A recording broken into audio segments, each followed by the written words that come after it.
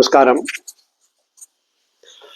ஸ்ரீ புண்டரீகாட்சி பெருமாள் திருக்கோவில், திருவள்ளரை, திருச்சி மாவட்டம். இப்போ இந்த வீடியோவில் க்ஷீர புஷ்கரணி சமஸ்கிருதத்தில், தெப்பக்குளம் திருக்குளம் தமிழில் இந்த தெப்பக்குளம் கட்டிட்டு இருக்கிறோம், கட்ட பிளான் பண்ணிட்டு இருக்கிறோம். அதுக்கு ஜஸ்ட் ஒரு இன்ட்ரடக்ஷன் கொடுக்கலாம் அப்படின்ட்டு. நான் அங்கே விசாரித்த வரைக்கும், கோயிலில் எல்லாத்தையும் டிஸ்கஸ் பண்ண வரைக்கும், பல தலைமுறைகளாக தெப்ப உச்சம் இல்லை மாதிரி தெரியலன்றாங்க.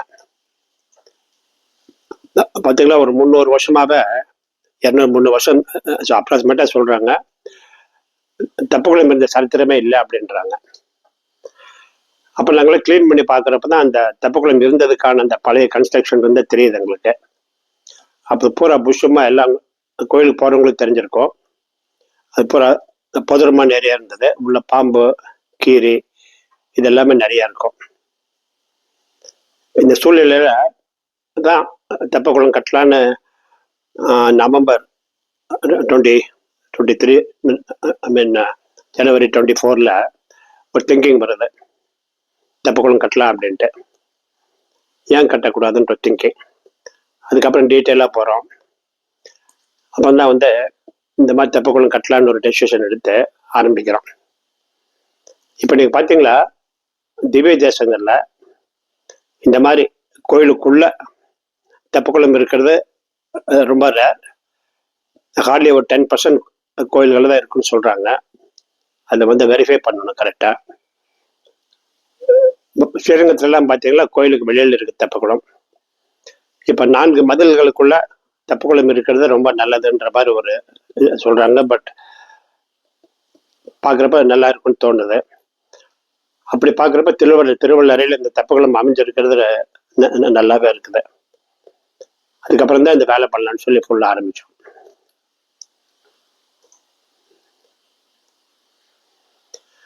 பாருங்க, முன்னாடி எப்படி இருக்குன்னு போட்டிருப்பான். 300 வருஷத்துக்கு முன்னாடி. இப்படிதான் ஸ்ரீமான் ராமன் பட்டாச்சாரியார், பாஞ்சராத்திர ஆகம எக்ஸ்பர்ட், இவர்கிட்டையும் டிஸ்கஸ் பண்ணி பாஞ்சராத்திர ஆகமம் என்ன சொல்லுது, தெப்பக்குளம் கட்டலாமா கட்டக்கூடாதா அப்படின்ட்டு அவர் சில பிரமாணங்களை தாக்கல் பண்ணுறாரு. இந்த பிரமாணங்களை எல்லாம் கொஞ்சம் ஸ்டில் போட்டு இது கொஞ்சம் பொறுமையாக படிங்க. நாலேஜ் நான் இந்த மாதிரி படித்தா நாலேஜ் எல்லாம் கற்றுக்கிறேன் நான். நீங்களும் கற்றுக்குங்க, தப்பாக நினச்சிக்காதீங்க. இவர் ஸ்ரீ வரதன் சுவாமிகள். தெப்பக்குளம் இருக்குதா அப்படின்ட்டு அவர்கிட்ட ஒரு இன்டர்வியூ பண்ணி ஒரு ஒப்பீனியன் கேட்டிருக்கிறோம். இதுக்கு இந்த கதை ரொம்ப சுவாரஸ்யமாக இருக்கும். அடுத்த ஒரு 6-7 நிமிஷம் வீடியோ பொறுமையாக பாருங்கள். இந்த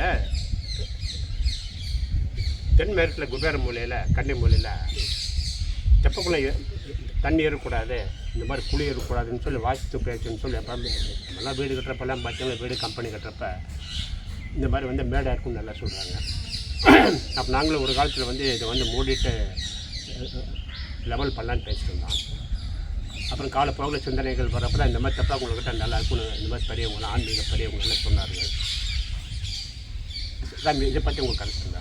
நீங்களும் இங்கே பிறந்த தலைமுறை இருக்கிறீங்க, இதை பற்றி உங்களுக்கு கருத்து சொல்லுங்கள். என்னுடைய பெயர் வந்து வரதராஜன். எங்களுக்கு இந்த திவ்ய தேசமான திருவள்ளர் திவ்ய தேசத்தில் எங்களுக்கு என்ன கைங்கரியம் உண்டு அப்படின்னு கேட்டால், நாங்கள் ஸ்தலத்தார் தீர்த்தக்காரர். நாங்கள்லாம் எங்களாழ்வானுடைய வம்சம். இந்த எங்களாழ்வான்கிறவர் ராமானுஜருடைய திருவடி சம்பந்தம். அவராலே நியமிக்கப்பட்ட 74 சீடர்களில் ஒருத்தர். அந்த காலத்துலேயுமே 1000 வருஷமாக நாங்கள் இந்த பரம்பரையாக உண்டு பண்ணிட்டு வரோம் இந்த பெருமாளுக்கு. இந்த தென்மேற்கு திக்கில் இருக்கும்படியான இந்த தீர்த்தம், இந்த குளம், இது வந்து வாஸ்து பிரகாரம் கூடாது, மூடணும் அப்படின்னு இப்போ சார் சொன்னார்.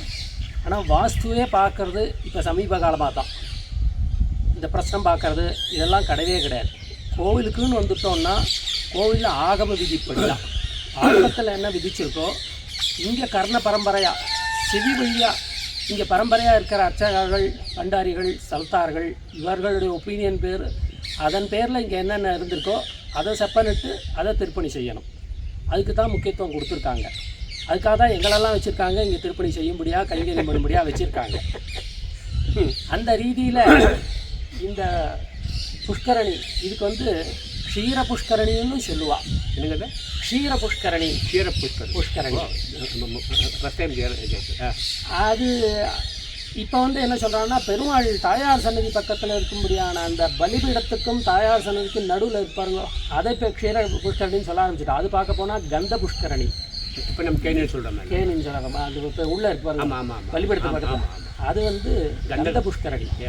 இது க்ஷீர புஷ்கரணி. இன்னொரு பேர் வந்து புஷ்கலம் தீர்த்தம், புஷ்கல தீர்த்தம் அப்படின்னே பேர். புஷ்கலம் அப்படின்னாலே சமிருத்தின்னு அர்த்தம். நிறையா சமிருத்தின்னா அதிகமாக, புஷ்டி ரொம்ப அதிகமாக இருக்கும், நிறையா இருக்கும், சமிருத்தியாக இருக்கும். அதெல்லாம் புஷ்கரணின்னு சொல்கிறாங்க. அதுதான் புஷ்கரணி. புஷ்கலம், புஷ்கல தீர்த்தம். அப்படி தீர்த்தம் வந்து புஷ்கலமாக நிறையா இருக்கும், பெரிய குளமாக இருந்திருக்கு. அப்படியா? அது அந்த அர்த்தத்தில் புஷ்கல தீர்த்தம்னு இதுக்கு பேர் வச்சுருக்காங்க. க்ஷீர புஷ்கரணின்னு சொல்லுவாங்க. அப்போ ஏற்பட்ட அந்த புஷ்கல தீர்த்தத்தில் இந்த பெருமாளுக்கு வசந்த உற்சவம் 10 நாள் இங்கே நடந்தது. அதில் தீர்த்தவாரி கடைசியாக வைகாசி மாதத்தில் பௌர்ணமி அன்னைக்கு சாத்து முறை. அதுக்கு முன்னாடி 8 நாள் ஏகவசந்தம்னு சொல்லி வைகாசி பௌர்ணமியில் சாத்து முறை 9ஆம் திருநாள் அன்னைக்கு எப்போவுமே சாத்து முறை அன்னைக்கு தீர்த்தவாரின்னு பண்ணுவாங்க. அந்த தீர்த்தவாரி பண்ணும்போது அதுக்கு சடாரியோ ஒரு சின்ன பெருமாள், அது பேரன்னு சொல்லுவாங்க, தீர்த்த பேரன்னு, அதுக்கு தீர்த்தவாரி பண்ணுறது உண்டு, திருமஞ்சனம் பண்ணுவாங்க. அது இந்த வசந்த மண்டபத்தை ஒட்டியே இருக்கிறதுனால அந்த தீர்த்தவாரி இங்கே பண்ணியிருந்திருக்கலாம். என்ன அது பெரியவங்க வந்து ஒன்று உற்சவம் நடந்துருக்கு, அதுக்கு ஆதாரம் அந்த மண்டபம் இருக்குது. அந்த உற்சவத்தை மறுபடியும் ஆரம்பித்து 15 வருஷமாக நடந்துருக்கு. இந்த குளம் வந்து மழை மாதிரி இல்லாமல் போயிடுச்சு. அதனால புல் பூண்டு மரங்கள், இந்த மண் இடிபாடு, அதனால் அப்படியே தூத்து போயிடுச்சு. இப்போ அது இடத்துல பண்ணணும், ஆகவே இப்படி அந்த இதில் பண்ணணும். பெருமாளுக்கே தீர்த்தன் அப்படின்னு பெருமாளுக்கே பேர் உண்டு. தீர்த்தன் அப்படின்னா பெருமாளுக்கு. இதில் வந்து நம்மாழ்வாருடைய 4 பிரபந்தம், நம்மாழ்வார் 4 பிரபந்தம் பாடியிருக்கார். 4 வேதத்தினுடைய சாரமாக அப்படியே தமிழ் படிச்சுட்டார். ரிக்வேத சாரமாக திருவிருத்தம்னு 100 பாட்டு பாடியிருக்கார். ரிக்வேதத்தினுடைய அத்தனையும் அதான் அது சொல்ல போகிறேன். அதுதான். 2வது யஜுர்வேதம், அது வந்து அதனுடைய சாரமாக திருவாசிரியம்னு 7 பாட்டு பாடியிருக்கார். பெரிய திருவந்தாதி 87 பாட்டு பாடியிருக்கார். அது வந்து அதர்வண வேத சாரம். திருவாய்மொழின்னு 1102 பாசுரங்கள் பாடியிருக்கார். அதில் 2வது திருவாய்மொழியில் இதுமை பேர்த்தும் ஒருவரால் பேச கிடந்ததே அப்படின்னு ஆழ்வார் பாட்டு. இது ஒரு 2 நிமிஷம். இது தீர்த்தம், தீர்த்தன் பார்த்தன் தெளிந்தொழிந்தான். பார்த்தன்னா அர்ஜுனன். அர்ஜுனனுக்கு ஒரே கலக்கமாக இருந்தது. ஒரு அஸ்திரம் வேணும், பாசுபதாஸ்திரம்னு ஒரு அஸ்திரம் வேணும். அந்த அஸ்திரம் ஆற்று வாங்கணும்னா சிவன்கிட்ட போய் வாங்கணும். சிவன்கிட்ட போய் வாங்குறதுக்கு இவன் குருக்ஷேத்திரத்தில் இருக்கான்.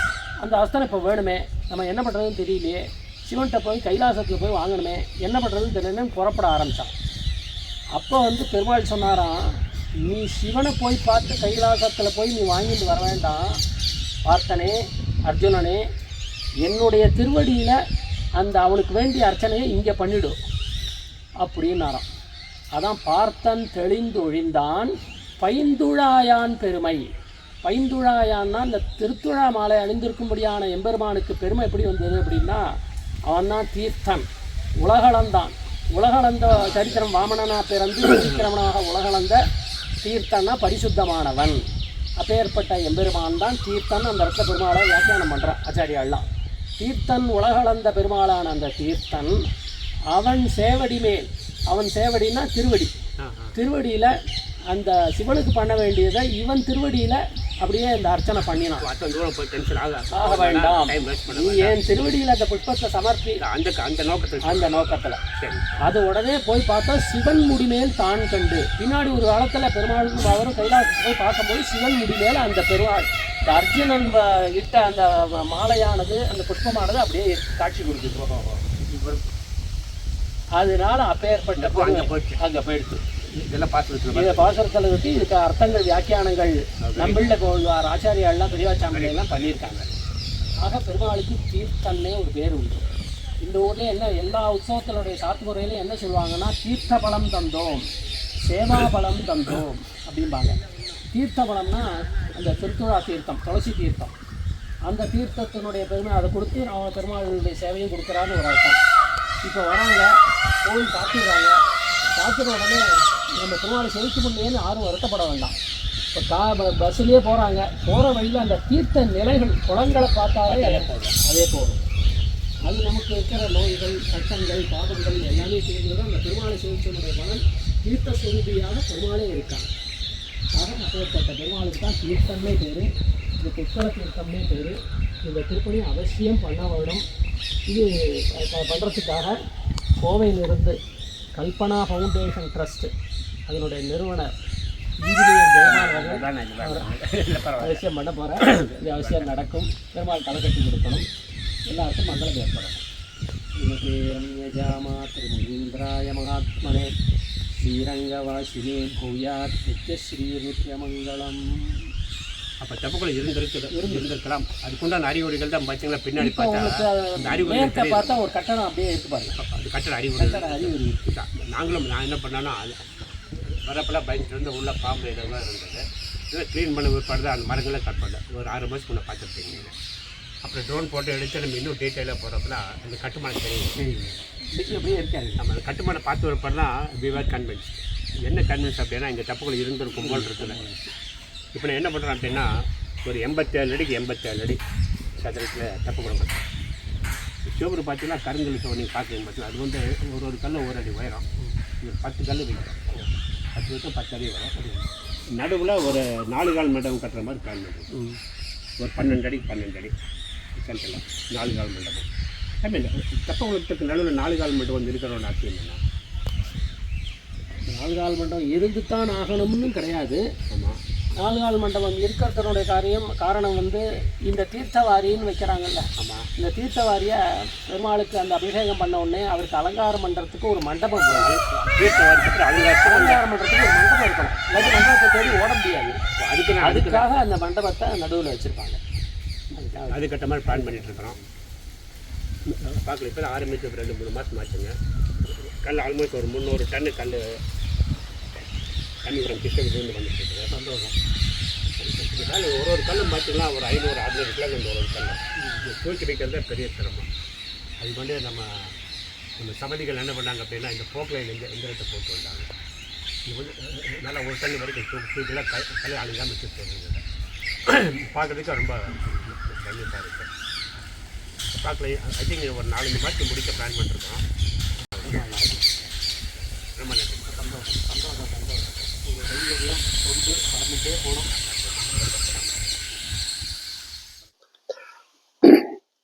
பார்க்குறது சவுத் வெஸ்ட் கார்னர் தெப்பக்குளம், தென்மேற்கு மூலை, கன்னி மூலை. இந்த மாதிரி ஒரு புதரம் நீங்களே கற்பனை பண்ணிக்கலாம். இந்த புதருக்குள்ளே எவ்வளோ பாம்புகள் இருக்கும், எவ்வளோ கீரிகள் இருக்கும்னு கற்பனை பண்ணிக்கலாம். இது பார்த்தீங்கன்னா எங்களுக்கு தெரிஞ்சு நாங்கள் 15 வருஷமாக போனப்போ இருக்குது. பட் கேட்குறப்பெல்லாம் அவங்களுக்கு தெரிஞ்சு பாருங்க இந்த மாதிரி ஒரு புதரை நிறைய பேர் பக்கம் போக பயந்துக்குவாங்க, பாம்பு இருக்கா அப்படின்ட்டு. பாருங்க, தெற்கு வாசல் லெஃப்ட் சைடில் வந்து வசந்த மண்டபம் இருக்கு. இப்போ December 20 க்ளீன் பண்ண ஆரம்பிக்கிறோம். அதை இந்த 4வது பிரகாரம் பாதை அமைப்பதற்கு தம்பி டாக்டர் வேலுமணி 2014 எடுத்த போட்டோ இதெல்லாம். இந்த ட்ரோனில் ஃபோட்டோ எடுத்தப்போ தான் தெரியுது அங்கே தெப்பக்குள்ளே இருந்ததுக்கான அறிகுறிகள். அது பாருங்களேன், பெரிய பெரிய கல்லுங்க, கட்டுமானம்லாம் அப்படியே இருக்கு. பாருங்க, இப்போ க்ளீன் பண்ணுற பாருங்க. இங்கே மரங்களெல்லாம் விட்டுட்டு உள்ள போதரு இது போல கம்ப்ளீட்டாக க்ளீன் பண்ணோம்.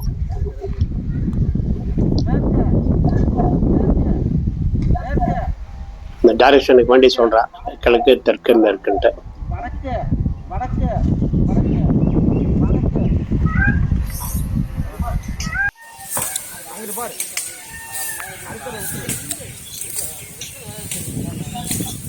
பாவா நண்பர்கள்லாம் ரொம்ப சிரமப்பட்டு இந்த குளத்துக்குள்ள இறங்கி இந்த திருப்பணி பண்ணுறாங்க. சில பேர் பாதுகாப்பு ஷூ எல்லாம் போட்டு பண்ணாங்க. பட் சில பேர் நம்ம என்னதான் சொன்னாலும் பூட்ஸ் எல்லாம் போட்டுக்க மாட்டாங்க. கேட்டால் ஒன்றும் ஆகாதியா அப்படிம்பாங்க. அப்படியே வேலை ஆகிட்டு இருக்கு.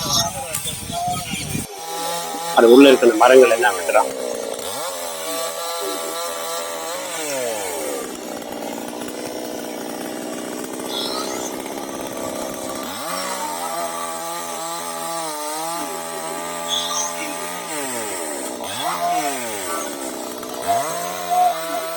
புதரை கிளீன் பண்ணுறதே பெரிய வேலையாக இருந்தது இங்கே.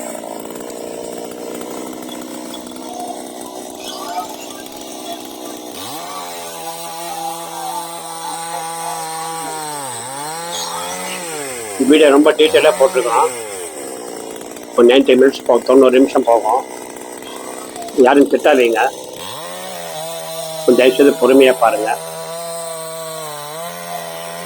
இந்த மாதிரி தெப்பக்குளம் திவ்ய தேசத்துக்குள்ள கடந்த 300-400 வருஷமா கட்டின மாதிரி ஒரு சம்பவம் இல்லைன்னு சொல்றாங்க, நிகழ்ச்சி இல்லைன்ட்டு. நான் எந்த அளவுக்கு உண்மைன்னு தெரியல, நான் விசாரித்த வரைக்கும் அப்படிதான் சொல்றாங்க எல்லாரும். அப்படி பார்க்குறப்பதான் புடரை காட்சி பெருமாள் அனுகிரகத்தினால் எங்கள் குடும்பத்தாருக்கு இந்த அனுகிரகம் இந்த தெப்பக்குளம் கட்டுறதுக்கெல்லாம் வேலை பண்ணிட்டு இருக்கிறோம். பாருங்க,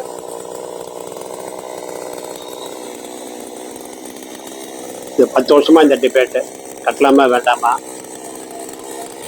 இல்லை கன்னி மூலை குபேர மூலை புளியா இருக்கலாமா இருக்கக்கூடாதா,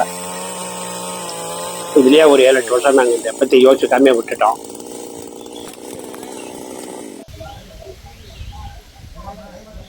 அதுக்கப்புறம் தான் சரி பரவாயில்லன்ட்டு ஆகமம் எக்ஸ்பர்ட் எல்லாம் கேட்டோம். அவங்க கண்டிப்பாக கட்டலாம், தெப்பக்குளம் கண்டிப்பாக இருக்கணும் அப்படின்னு பிரமாணங்கள் எல்லாம் கொடுத்தாங்க. அதுக்கப்புறம் தான் இந்த வேலையில தைரியமாக ஒரு கான்ஃபிடன்ஸோடு போனாங்க. Because we don't want to get into the controversy. அது அனாவசியமாக கருத்து வேறுபாடு வரல, அது எப்படி வரத்தான் செய்யும். பட் பின்னாடி தெரியுது பாருங்கள் இந்த கட்டுமானம். இன்னும் டீட்டெயிலாக போக வீடியோவில் தெரியும் உங்களுக்கு. பாருங்கள்லாம் பழைய கல் கொஞ்சம் கோணம் முனையாக இருக்கும் பாருங்கள்.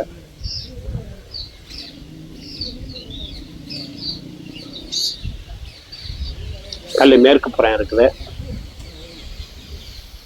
பாருங்க. வடகப்பட ஃபவுண்டேஷன் நோண்டிட்டு இருக்காங்க.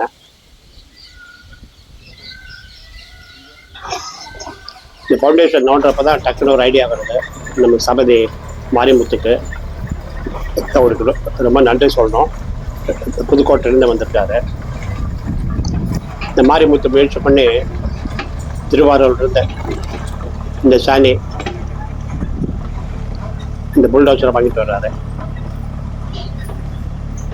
சின்ன மிஷின் கோயிலுக்குள்ள பெரிய மிஷின் வர முடியாது. இது 6 அடி அகலம் தான் கேட்டிருக்குது. அந்த சந்து வழியாக வரணும். இவங்களுடைய தேடி பிடிச்சி இந்த சின்ன புல்டோசரை வாங்கிட்டு வந்து ரொம்ப அருமையாக வேலை பண்ணுவாங்க.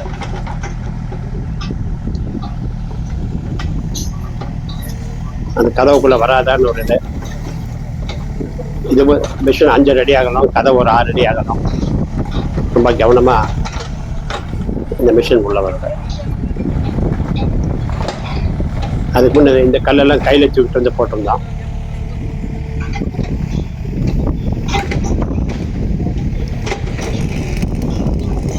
ஒரு ஃபவுண்டேஷன் பூரா கையில் தோன்றாங்க. அப்போ லேபர் காஸ்ட் எல்லாம் கண்ணா பின்னான்னு போயிட்டு இருந்தது. அதுக்கப்புறம் தான் அவன் ஞானாவதயம் சபதி மாரிமுத்து இந்த மிஷினை வாடகை எடுத்துட்டு வர்றாரு. இதோட 6 மாதம் சைட்டில் ஓடிச்சுங்க. விக்கிரகபாரி மாரிமுத்து அவர் தான்.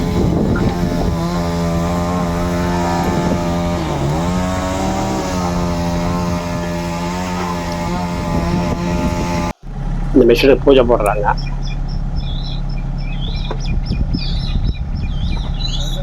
பூஜை போடுறது தான் செல்வம். எல்லா ஆளுகளுக்கும் அவன் தான் மேஸ்திரி. ஆளுகளெல்லாம் ப்ரொவைட் பண்ணி நல்லா வேலை பண்ணிட்டு இருப்பாங்க. டிரைவர் சுரேஷ் அருமையான டிரைவர்.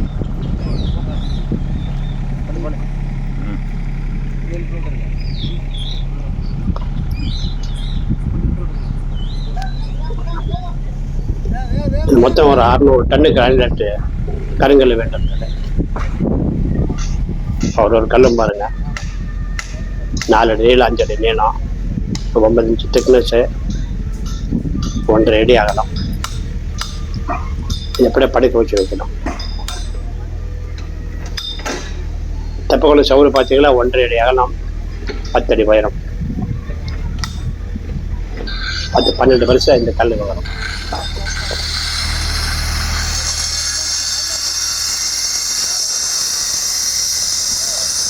கான்ஸ்டண்ட்டாக ஒரு 4-5 கிரைண்டிங் மிஷின் உள்ளே ஓடிட்டுருக்கோம்.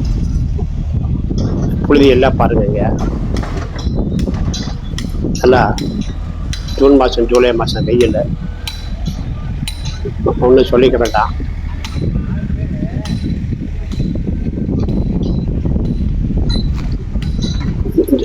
ஜூன் மாதம் ஆரம்பித்தோம், டிசம்பரில் முடிஞ்சது. இந்த 6 மாதமும் கோயிலில் வந்து எப்படியோ வாரத்தில் 4 நாள் இருப்பேன். இந்த டைமில் மத்தியானம் சாப்பிட்டுட்டு, முன்னாடி வந்து சாப்பிட்டுட்டு 1 மணி நேரம் படுத்திருப்பேன். இப்போ இந்த வேலை வந்த ஒரு பாடு மத்தியானம் சாப்பிட்டதை உடனே கோயிலுக்கு வந்துடுவேன். கஷ்டமாக தான் இருக்கும். ஆனால் இந்த மாதிரி வேலை பண்ணுறது பார்க்குறதுக்கே ரொம்ப சந்தோஷமாக இருக்கும். அதுவும் இந்த மாதிரி திவ்ய தேச கோயிலில் தெப்பக்குளம் பெற்றவனு அப்படி நினைக்கிறப்ப நிறையா வர டிவோட்டிஸ் எல்லாமே ரொம்ப ஊக்கப்படுத்துவாங்க. அப்போ இந்த டைம்னஸ் எல்லாம் ஒன்றும் தெரியறதில்ல. ரொம்ப கஷ்டமான வேலை. கல் சூடாயிடும்.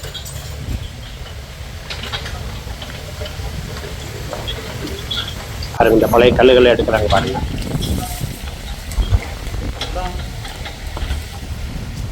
எப்படி ஸ்டீல் முடிஞ்சிட்டதுக்கெல்லாம் தெரியல. ஆனால் எல்லாமே பல தலைமுறைகளாக வந்து எங்கள் தெப்பக்குளமே இல்லை, தெப்ப உற்சவமாக நடக்கலன்னு சொன்னாங்க. நிறைய பேர் கூட கேட்டாங்க, ஏன் தெப்பக்குளம் வெட்டுறீங்களா, தண்ணி வருமா, திருவள்ளுவர் ரொம்ப ட்ரை ஏரியாவாக்க பெரிய கல்லாக இருக்கும்போது அப்படின்னு கேட்டாங்க. நான் சிரிச்சுட்டே உங்களுக்கு வந்து ஒரே பதில் தான் சொன்னேன். நான் சொன்ன பதில் யாருமே எதிர்பார்க்கல. தெப்பக்குளம் வெட்டுறதுக்கு பெருமாள் அனுகிரகம் இருக்கு, தெப்பக்குளம் வெட்டிட்டு இருக்கிறோம். தண்ணி கொடுக்க வேண்டியது பெருமாளோட கடமை அப்படின்னு சொன்னால சிரிச்சுட்டு இருந்தாங்க. இந்த மாதிரி அப்படியே பேசிட்டோம், அப்படியே பொழுது போயிட்டு இருக்கோம். இங்க பாருங்க, புழுதி எவ்வளோ புழுதி இருக்குன்னு பாருங்க. இந்த புழுதியில் கார்னரில் நான் சேர் போட்டு உட்காந்துருப்பேன் வெயில்ல. பாருங்க, ஃபவுண்டேஷன் பூஜை போடுறாங்க. அவர்தான் மாரிமுத்து, புதுக்கோட்டை சபதி, அங்கேருந்து வந்திருக்காரு. இந்த பூமி பூஜைன்னு சொல்லுவோம், ஃபவுண்டேஷன். இது வடக்குப்புறம்.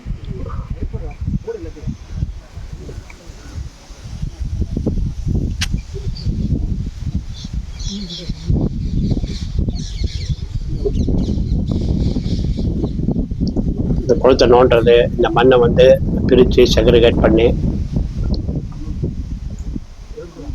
தனியாக அடித்து வைக்கிறது, இந்த வெட்டின மரங்களை வந்து எங்கேயும் டிஸ்போஸ் பண்ண கோயிலுக்குள்ளேயே ஒரு பக்கம் அடுக்கி வச்சோம். அது அதுதான் பயன்படும் அப்படின்ட்டு. இந்த மூளை உட்காந்துட்டு தான், இந்த வடகிழக்கு மூலையில் உட்காந்துட்டு தான் அப்படியே வேடிக்கை பார்த்துட்டு இருந்தேன்.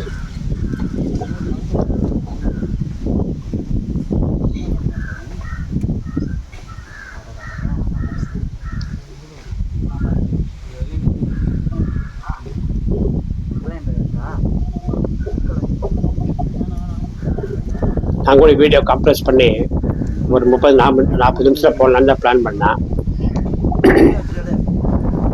இன்னும் டீட்டெயிலாக போட்டால் தான் சமீப காலத்தில் தெப்பக்குளம் எப்படி கட்டுறோம், என்னென்ன சிரமங்கள் இருக்குது, வேலை பண்ணுற ஆட்கள் எவ்வளோ ஒரு சிரமத்துக்கு ஆளாக இருக்கிறாங்க, இந்த வெயில்லையோ இந்த டஸ்ட்லேயோ வேலை பண்ணுறாங்க. இந்த மாதிரி வேலை நடக்கிறப்ப மரத்தில் என்னால் ரெஸ்ட் எடுக்க முடியல, மனசு கேட்கறதில்ல. இங்கே வந்து உட்காந்துருப்போம். மத்தியானம் சாப்பிட முடியாத, நைட்டு போனாலும் சாப்பிட முடியாத, தண்ணி குடிக்கிறது கஷ்டம். ஆனால் வேலை சுவாரஸ்யம் பார்க்குறப்ப இந்த டயர்ட்னஸ் எதுவுமே தெரியறதில்ல. பாருங்க, செவரு மேலே வந்துட்டு இருக்குது.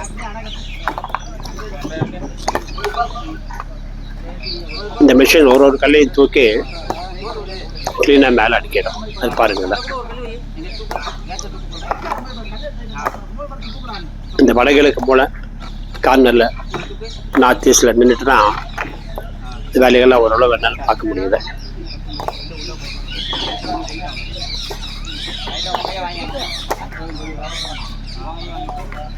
ஒரு கல்லும் பார்த்தீங்கன்னா 400-500 கிலோ இருக்கும். பாருங்க, அது தூக்கிட்டு வரணும். ஒரு கல் கீழே இறக்கிறதுக்கு 1 நிமிஷம் 2 நிமிஷம் ஆகும். கல்லை வாங்கி சைஸு கட் பண்ணி இந்த மூலமட்டமெல்லாம் பார்த்து எடுத்துட்டு வரணும்.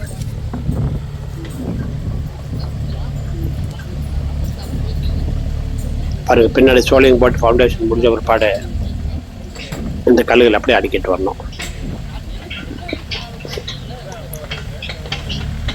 பெரிய versatile மிஷின். இந்த பக்கம் எப்படி வேணா திரும்பும். கட்டுறப்ப நல்லா மழை பெஞ்சது ஒரு தடவை. பாருங்க, தண்ணி எவ்வளோ நிற்குதுன்னு பாருங்க. அந்த கருப்பில் ஆல்மோஸ்ட் ஒரு 2 அடிக்கு தண்ணி நின்றுது. இந்த டைமில் இந்த கல் வாங்குறதுக்கு கிருஷ்ணகிரி போயிருந்தோம். நானும் சபதி மாரிமுத்துவோம். கிருஷ்ணகிரியில் ஒரு குவாரிக்கு போனோம். பாருங்க, இந்த பாறை ஒரு பாறையை வந்து 20-30 டன் இருக்கும். அதை வந்து கட் பண்ணிட்டு இருக்காங்க. இந்த ஸ்டோர்ஸுங்க தான் ராமகிரிஸ் ஸ்பாட்டை போய் பார்த்தது எனக்கு பர்சனலாக எனக்கு ரொம்ப பிடிக்கும். எனக்கு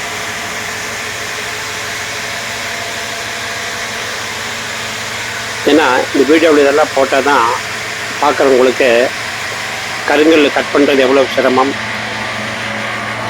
அது எப்படி லாரியில் போட்டு எடுத்துட்டு வர்றது, இதெல்லாம் ஓரளவுக்கு புரியும். பாருங்க, பிங்க் கிரானைட் ஃப்ரம் கிருஷ்ணகிரி. பிங்க்னா ஒரு மாதிரி லைட் ரோஸ் கலர் இருக்கும். பார்த்தா தெரியும் பாருங்க.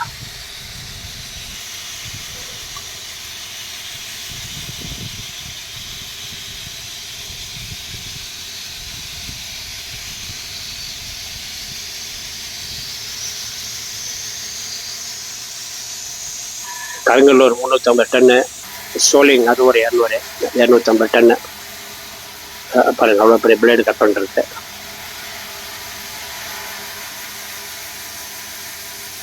திருப்பியும் கிருஷ்ணகிரி நல்ல வெயில் தான், இல்லை மொட்டை வெயில்.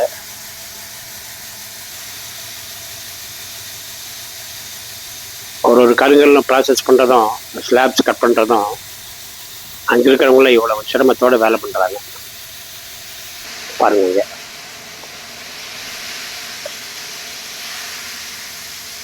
இந்த பர்பஸாக தான் இந்த வீடியோவில் நான் ஆட் பண்ணினேன்.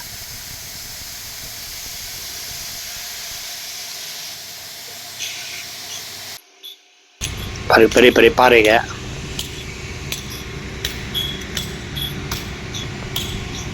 இதோட மைன் வந்து சுரங்கம் வந்து மேபி 5-6 கிலோமீட்டர் தூரத்தில் தள்ளி இருக்கும்.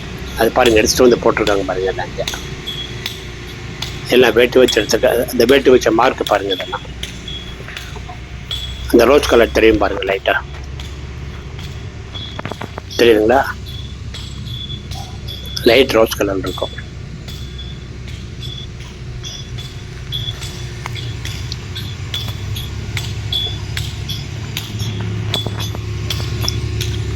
இந்த ஜியாலஜி, இந்த ராக் ஃபார்மேஷன் இதெல்லாம் படித்தா ரொம்ப சுவாரஸ்யமாக இருக்கும்.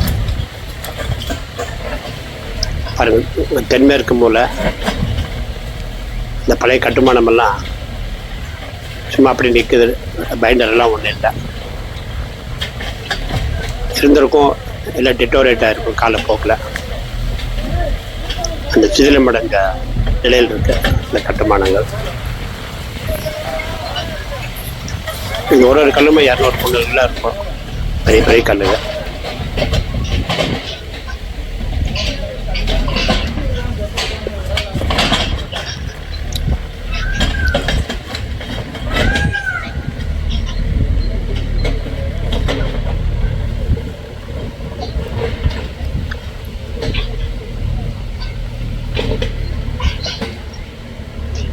கல்லில் எடுத்து அதை செக்ரிகேட் பண்ணி அதை பிரித்து ஒரு பக்கம் அடுக்கி வச்சு திருப்பி யூஸ் பண்ணோம்.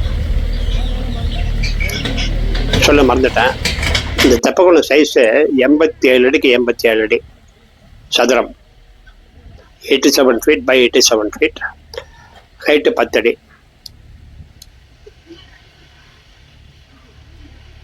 இது வந்து ஆயாதி கணக்குப்படி நம்ம சபதி குமரகுருபரன் இந்த கணக்கெல்லாம் போட்டு அவங்க டெம்பிள் ஆர்கிடெக்சர் படி என்ன சைஸ் வரணும் அந்த கணக்கெல்லாம் போட்டு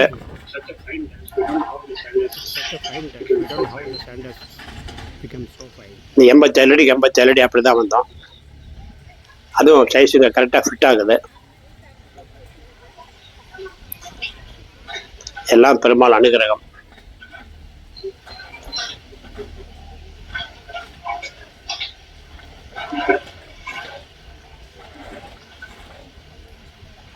அது பாருங்க, இந்த மண்ணை நல்ல மைக்ரோஃபைன் டஸ்டாக இருக்கு பாருங்க.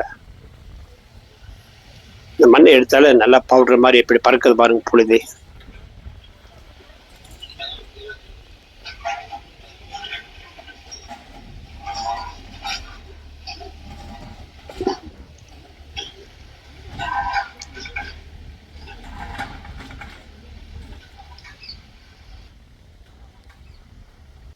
செப்டம்பரில் எடுத்தது போட்டோம். ஃபவுண்டேஷன் போட்ட பிற்பாடு அந்த சைஸ் கல்லை அடுக்கிறோம். நம்ம சபதி குமரகுருபரன் நம்ம கோபுரம் பெற்றவர், அவர் பண்டூட்டிலிருந்து வந்திருக்காரு. இந்த மஞ்சள் சட்டை போட்டிருக்கிறவர் வந்து மாரிமுத்து. அந்த ஒரு கல் வச்சு அதுக்கு உண்டான பூஜை முறைகள், பூஜை புனஸ்காரங்கள் எல்லாம் பண்ணி மெயின் வால் ஆரம்பிக்கிறோம்.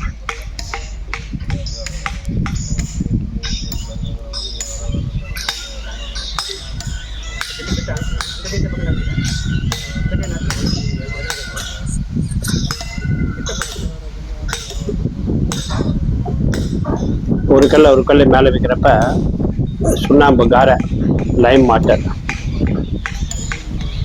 அதை போட்டு கல்லில் கொஞ்சம் செரேசன்ஸ் எல்லாம் கட் பண்ணி கல் அப்படியே அடுக்கிட்டு வருவா. இந்த வர வீடியோவில் அதெல்லாம் பார்ப்பீங்க.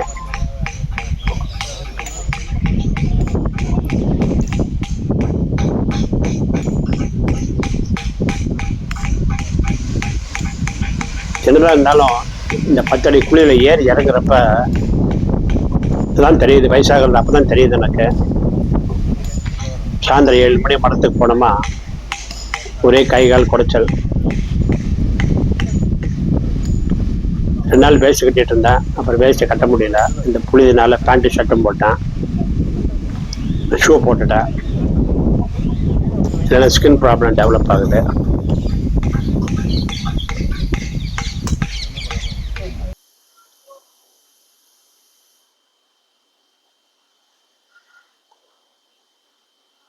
இந்த பழைய கட்டடம், அந்த கட்டடம் கல்லெல்லாம் பிரித்து எடுக்கணும். இல்லை ஐடென்டிஃபிகேஷன் பண்ணி கல்லை ரிமூவ் பண்ணோம். அது வரும் பாரு, நான் காமிக்கிறேன் பாரு. இந்த கல் 6 அடி நீளம், 3/4 அடிக்கு 1.5 அடி ஆகலாம்.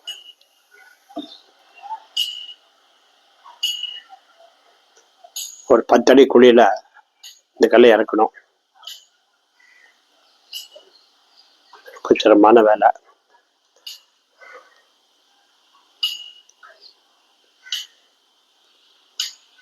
ஒரு வருஷத்துக்கு மேலே, ஒரு வருஷம் வைக்கிறப்ப அது மேலே கொஞ்சம் கீரல்கள் எல்லாம் உண்டாக்கி நல்லா ரஃபாக சர்ஃபேஸை உருவாக்கணும். இந்த ரஃபா சர்ஃபேஸ் உருவாக்கி அது மேலே லைம் வாட்டர் போட்டால் தான் grip இருக்கும். நான் ஸ்மூத்தாக இருந்தால் ஒன்று மேலே ஸ்மூத்தாக இருந்தால் மேலே வைக்கக்கூடாது.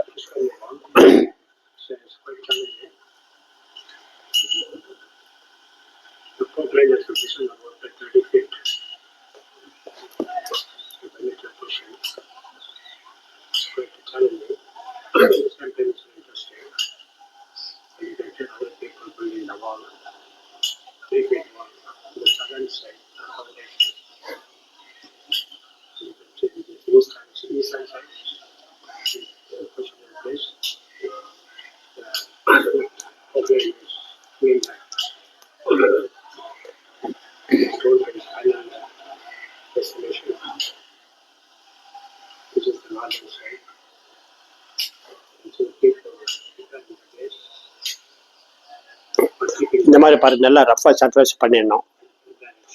பண்ண நிறைய கிரைண்டிங் பண்ணோம். இந்த மாதிரி ரஃபாக இருந்தானா சுண்ணாம்பு நல்லா ஒட்டும்.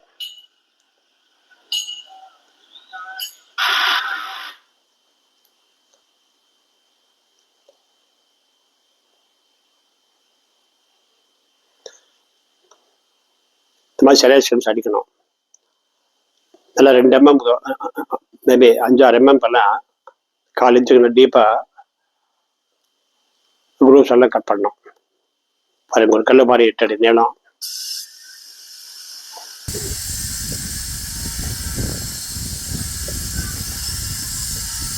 ஒரு படைகளுக்குள்ள இந்த மண்ணை கட் பண்ணுறாங்க. இந்த மண்ணெல்லாம் நாங்கள் 2014 போட்ட மண்ணுங்க தான். இந்த மண்ணை எதுக்கு போட்டோம் அப்படின்னா அந்த பாதையை உருவாக்குறதுக்கு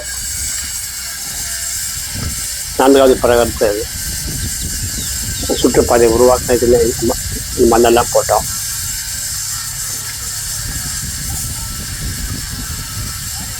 ரைட் சைடில் பாருங்கள், படி கட்டிட்டு இருக்கிறோம். இந்த படி கட்டுறதுல ஒரு பெரிய சுவாரஸ்யம், இது கொஞ்சம் புதுசாக, இது கொஞ்சம் புதுமையாக கட்டலாம் அப்படின்ட்டு. தெப்பக்குளம்னா சமயத்தில் 4 பக்கம் படிகள் இருக்கும். இங்கே பாருங்க, இங்கே வந்து கிழக்குப்புறம் மட்டும்தான் படி இருக்குது. ஏன்னா பாக்கி 3 பக்கம் படி வைக்கிறதுக்கு வந்து இடம் இல்லை. அதனால் இந்த படி வந்து ஒரு 24 அடிக்கு அகலமாக வச்சுருக்கிறோம். இது 17-18 படி அதை டிசைன் பண்ணி அது தனியாக டிராயிங் எல்லாம் போட்டு இந்த படி கட்டுமானம் ஆகிட்டு இருக்கு பாருங்க.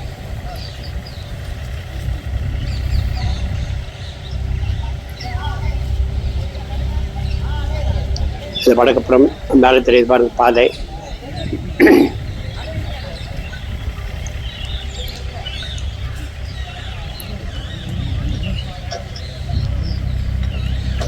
படி எப்படி கட்டுமானம், எப்படி கன்ஸ்ட்ரக்ஷன் பார்த்தீங்களா புரியும். இப்போ நான் ரொம்ப கற்றுக்கிட்டு இருக்கிறேன், இன்னும் கற்றுக்கிட்டு இருக்கேன். நாங்கள் ஒரு கல்லும் 5 அடி 6 அடி 7 அடி நீளம். அது கரெக்டாக சைஸு கட் பண்ணால் தான் ஒன்று மேலே ஒன்று கரெக்டாக உட்காரும். அதெல்லாம் பார்க்க நல்லாயிருக்கும்.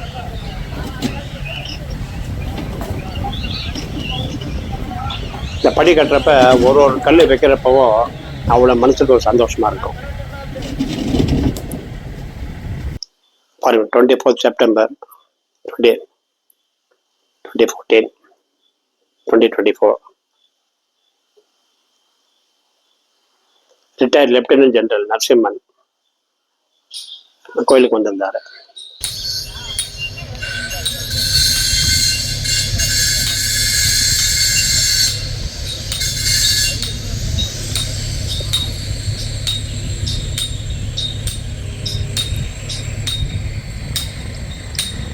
நடுப்புற நீராழி மண்டபம் கட்ட பிளான் பண்ணோம். அந்த ஃபவுண்டேஷன் தான் பார்க்குறீங்க, எக்ஸாக்டாக நடுவில்.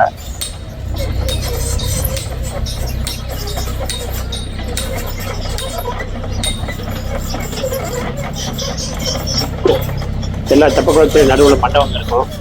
அதை வந்து நீராழி மண்டபம்னு சொல்லுவாங்க. சமயத்தில் இருக்கும், சமயத்தில் இருக்காது. பாருங்க, சென்டரில் பாருங்க.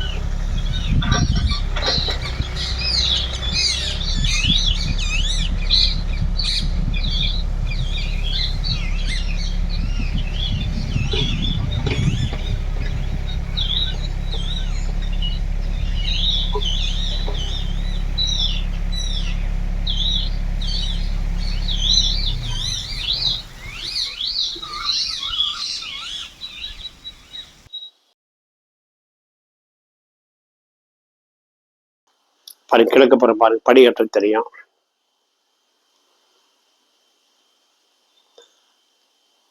ஒரு 3-4 அடிக்கு அப்புறம் டிசைன் பண்ணலான்னு சொல்லி ஒரு வருஷம் 3 இன்ச்சு அடைக்க வெளியில நீட்டு விட்டோம். அந்த டிசைன் பார்க்கறதுக்கு ரொம்ப நல்லா இருந்தது. தெப்பக்குளம், நம்ம நீராளி மண்டபம், 4 கால் மண்டபம்னு சொல்லுவோம். அங்கே கட்டுறதுக்கு பூஜையை போட்டு சபதி மாரிமுத்து, நம்ம எலக்ட்ரிக்கல் இன்ஜினியர் பாலசுப்ரமணியம் பூஜை பண்றாங்க. 12 அடி ஒரு 16 அடி உயர மண்டபம் விட்டு பிளான் பண்ணோம்.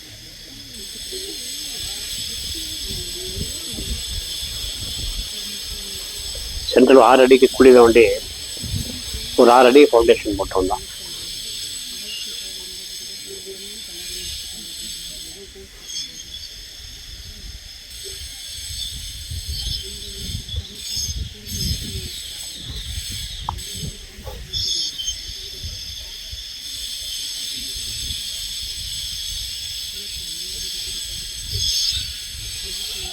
ஒரு நாளைக்கு 10 தடவை உள்ள இறங்கி ஏறினால காலிகை பூரா ஒரே குடைச்சல.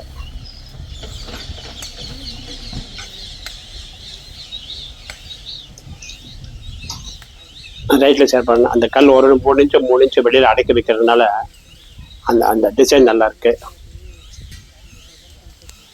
தெப்பக்குளத்தோட சைடு வால்ஸ்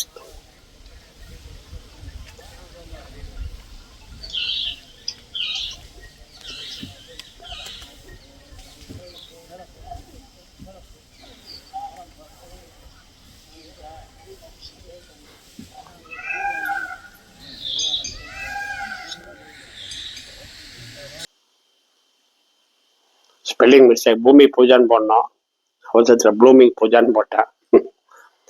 இந்த கல் எல்லாம் ரிமூவ் பண்ணி எடுக்கிறப்ப நம்பர் போட்டு எடுக்கணும். எப்படி இருந்ததோ அதே மாதிரி பழையபடி அடுக்கணும். நம்பர் போட்டால் தான் மேலே ABCDEன்னு போட்டுக்கிறோம். இந்த கல்லில் எப்படி இருக்கோ அதே மாதிரி அடுக்கணும், மாற்றி அடுக்கக்கூடாது.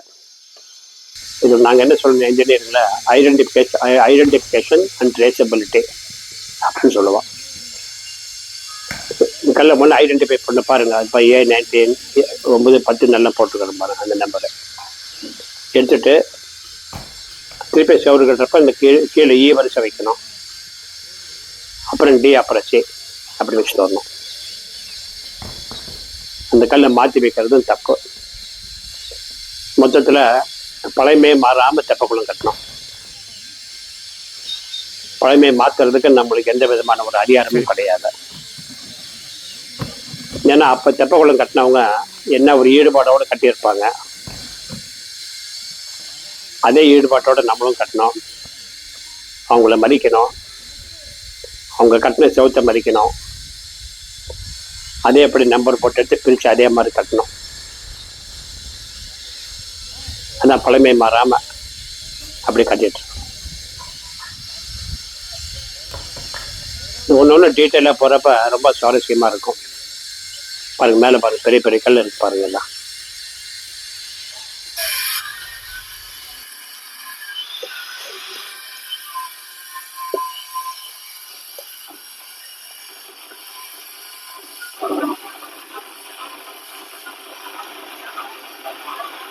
இல்லை அதில் வந்து ஸ்பிரிட் லெவல் அப்போ பாருங்க, சிவப்பில் வந்து கயிறு மார்க் பண்ணியிருக்காங்க பாருங்க. அது மட்டமாக இருக்கணும். இந்த அளவு கல்லில் கொஞ்சம் கட் பண்ணணும் மேலே.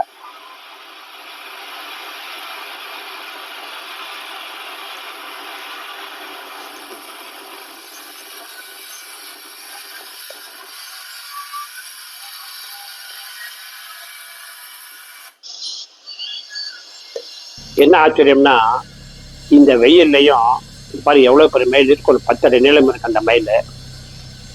அது பாட்டு ஜாலியாக வருது, தன் மிஷின் ஓடுது பக்கத்தில். அது பாட்டு சுற்றிட்டு போகுது. இந்த மயிலை பார்க்குறப்ப அவ்வளோ ஒரு இன்ட்ரெஸ்டாக இருக்குது எல்லாத்துக்குமே. ஒரு 5-6 வருஷத்துக்கு முன்னே மயிலெலாம் எங்களுக்கிட்ட ஓடி போயிட்டு இருந்தது. இப்போ எல்லா மயிலும் ஃப்ரெண்ட் ஆகிடுச்சு. இங்கே வேலை பண்ணுறவங்க மத்தியானம் 3 மணி சுண்டல் வரும். சுண்டல் வரப்போ மயிலுக்கு சுண்டல் கொடுப்பாங்க. அது கரெக்டாக 3 மணிக்கு ஒரு 5-6 மைல் சுண்டல் சாப்பிட வந்துடும். இந்த திருப்பணி நடக்கிறப்ப கோயம்புத்தூர்லேருந்து ஒரு 15-20 பக்தர்கள் வந்திருந்தாங்க. அடிக்கடி கோயிலுக்கு வருவாங்க. வந்து 4000 திவ்ய பிரபந்தம் பாராயணம் பண்ணுவாங்க. விஷ்ணு சகஸ்ரநாமம் பாராயணம் பண்ணுவாங்க. இந்த தெப்பக்குளம் கட்டுறோம்னு தெரிஞ்சதுமே அவங்க ஒரு குரூப்பாக ஒரு 15-20 பேர் வந்தாங்க. அந்த குளத்துக்கு நடுப்புற இந்த 4 கால் மண்டபம் ஃபவுண்டேஷனில்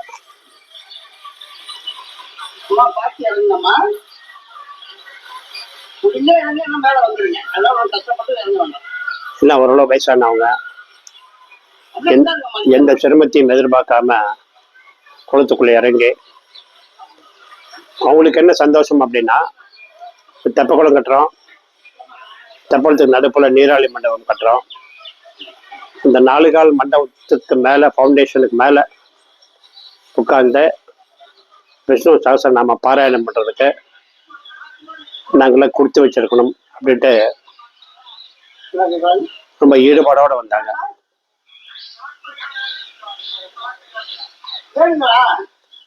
நல்ல வெயில் அன்னைக்கும். இந்த வயசானவங்க சொன்னாலே கேட்க மாட்டேன்றாங்க.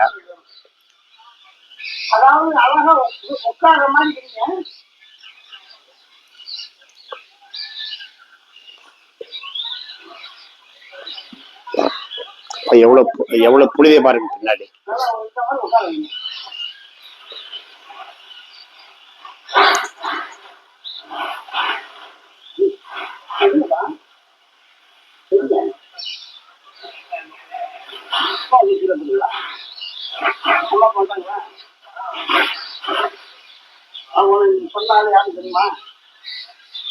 சொன்னாலே யாரும் தெரியுமா?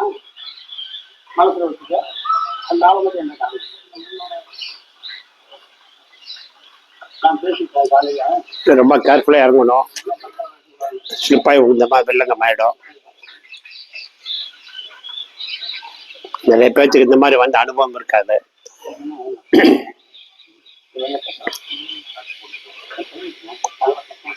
ரொம்ப அளவு கடந்த ஆர்வம். 4 கால் மண்டபம் ஃபவுண்டேஷனில் பாராயணம் பண்ணுறான் அப்படின்ட்டு.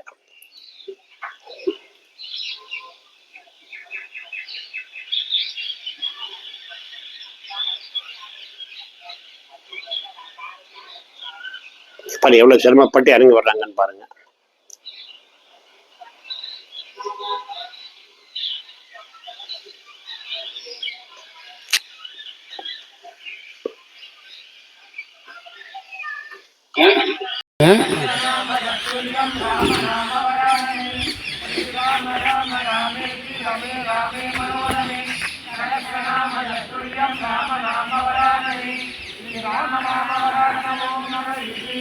हरे राम राम राम हरे हरे हरे कृष्ण कृष्ण कृष्ण हरे हरे हरे राम राम राम हरे हरे हरे कृष्ण कृष्ण कृष्ण हरे हरे हरे राम राम राम हरे हरे हरे कृष्ण कृष्ण कृष्ण हरे हरे हरि ओम शुक्लांबरधरं विष्णुं शशिवर्णं चतुर्भुजं प्रसन्नवदनं ध्याये सर्वविघ्नोपशान्तये यस्यज्ञनवक्त्राद्य वारिसत्यवरक्षरं विघ्नं निघ्नन्ति सर्वं विश्वक्षेमं समाश्रये गात्रं प्रदीप्तभक्तारं भक्ते भौत्रमहर्मसं सरासरात्मब्रह्मन्ते शिवरागं नमोनिधिं व्यासाय विष्णुरूपाय व्यासरूपाय विष्णवे नमो वै ब्रह्मनिधये वासिष्ठाय नमो नमः अविकाराय विष्टाय विद्याय परमात्मने सदैवरूपरूपाय विष्णवे स्मरणमात्रेण जन्म संसारमण्डनात् विमुच्यते नमस्तस्मै विष्णवे प्रभविष्णवे ॐ नमो विष्णवे प्रभविष्णवे श्रीवैष्णवाय उवाच श्रुत्वा धर्मानशेषेण पावनानि च सर्वतः युधिष्ठिरशान्तनवं पुनरेवास्य वाचत श्रीनिवास किमेहं दर्शनं लोके किं वाक्येहं परायणं सुवर्णमहर्षं प्राप्नुयं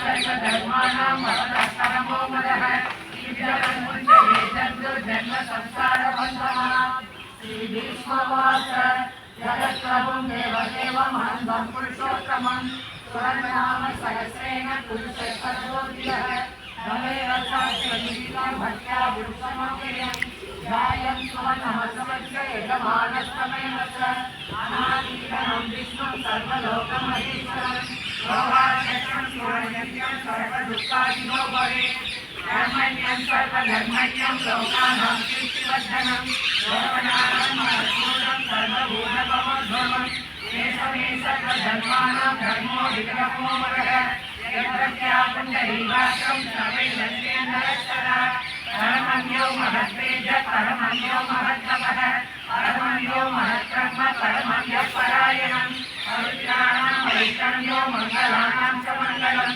दैवतं देवतानां च भूतानां यो व्यक्तिः सर्वाणि भूतानि भवन्त्यादियुगागमे यस्मिन् सत्रयन्त्यादि पुनरेव भक्तये तस्य जगन्नाथस्य भूतये विष्णो नाम सहस्रमे शृणुभावभयावहम् यानि नामानि गौणानि विद्यादानि महात्मनः गीतानि तानि वक्ष्यामि भूतये विष्णुनामां सहस्रस्य वेदव्यासो महामुनिः छन्दो विष्णुदेवो भगवान् देवकीश्वरः अमृतामृतमोदीशं शक्तिर्देवकीनन्दनः कृष्णावासुदेवस्य साम्यदेवीविदते विष्णुं महाविष्णुं प्रभविष्णुं महेश्वरम् अनेकरूपदैकान्तं नमामि पुरुषोत्तमम् अस्य श्रीविष्णो दिव्यसहस्रनामस्तोत्रमहामन्त्रस्य श्रीवेदव्यासो भगवान् ऋषिः अनुष्ठन्तः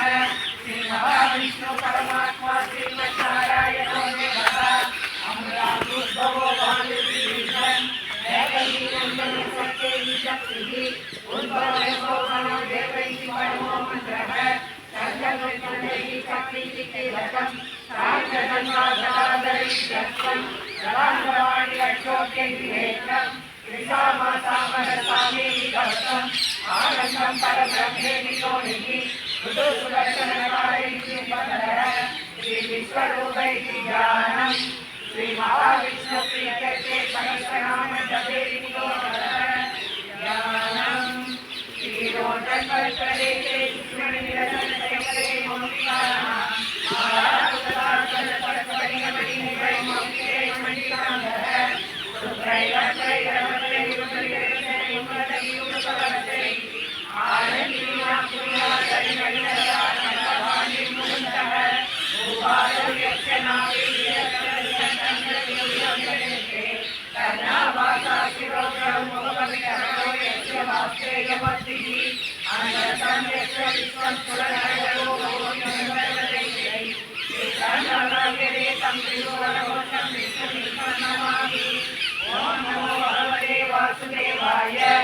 शान्ताकारं बुधशैलं भस्मनाभं सुरेशं विश्वाधारं वरदकृतं मेघवर्णं सुभागं जलनिवारणमरयं योगिज्ञानगम्यं वन्दे विष्णुं भवभयहरं सर्वलोकैकनाथं जगदश्यामं नीलकौशयवासं श्रीवत्साङ्गं कौस्तुभोपास्याङ्गं पुण्योपेयं पुण्डरीकायां विष्णुं वन्दे सर्वलोकैकनाथं नमस्कामस्तभूतानां आदिभूताय भूकृते अनेकरूपरूपाय विष्णवे सर्वविष्णवे प्रपञ्चचक्रं सकीलकुण्डलं सकीलवस्त्रं सरसीरुकेशनं सहारवस्त्रं परमोदितं शिवं नामानि विष्णुजावत्कृतं कायायां पारिजातस्य हेमसिंहासनो பின்னாடி கோபுரம் பேக்ரவுண்டில் 3வது நிலை கட்டுமானம் ஆயிட்டு இருக்கு. நைட் வியூ ரொம்ப அழகாக இருக்கும்.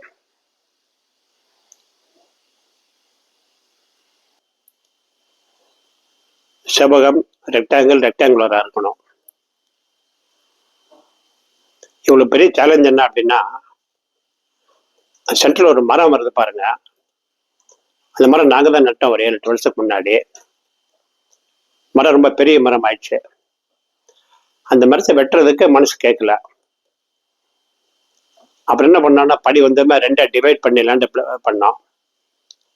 2 படி 8 அடி அகலம், 8 அடி அகலம், நடுப்புற 6 அடி. அந்த மரத்தோட வேர் இறங்குறதுக்கு வேண்டி நாங்கள் ப்ரொவிஷன் கொடுத்தோம். அதான் பார்க்குறீங்க பாருங்க.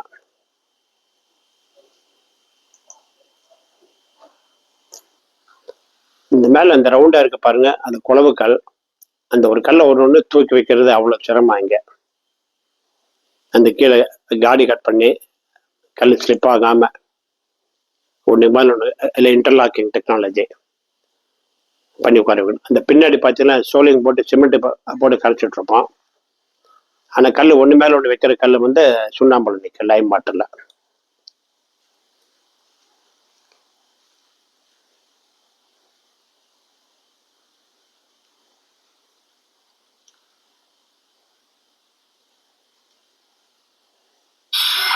தெரியுதுங்களா?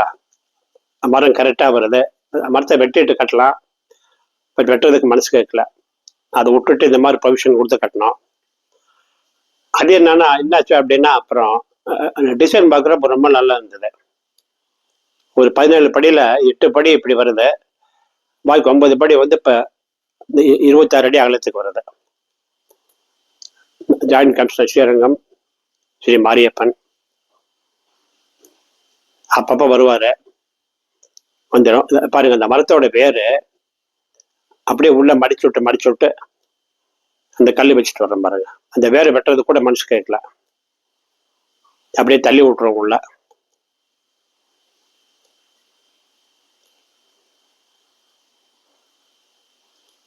அந்த மரத்துக்கு எந்த டேமேஜும் இல்லாம டிசைன் பார்க்க ரொம்ப நல்லா இருக்குது.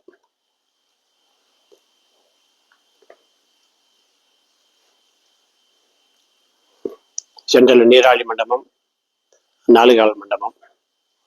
அந்த படி பாருங்க தெரியும்.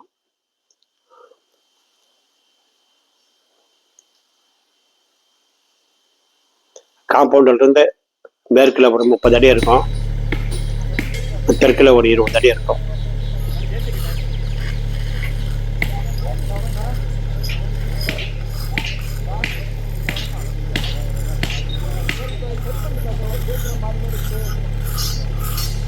பாருங்க, இந்த பேருக்கு அந்த படி கட்டுறாங்க.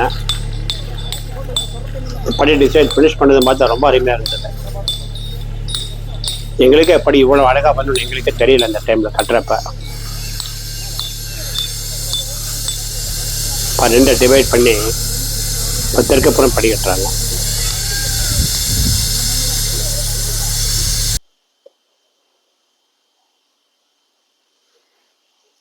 இந்த சைடு வால் கூட கன்ஸ்ட்ரக்ஷன் அந்த 3 இன்ச்சு கல்லை அடக்கி வச்சதுமே டிசைன் ரொம்ப நல்லா இருந்தது.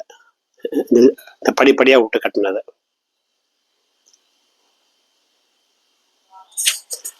கல் கிரைண்ட் பண்ணுறோம். இந்த மரத்தில் எவ்வளோ புளி ஏறி இருக்குன்னு பாருங்க.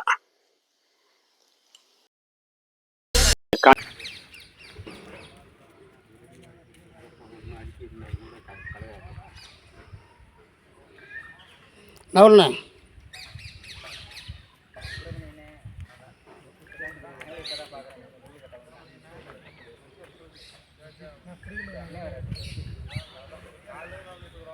பின்னாடி பேக்கப் பால் பாருங்க, 2 அடி அகலம் இருக்குது. அண்ணே அண்ணே அவரை கூப்பிடு, சபதியாரை கூப்பிடு. இங்கே மூளை மட்டும் வைங்க, மூளை மட்டும் எடுத்துருவாங்க. இருக்கு வாங்க.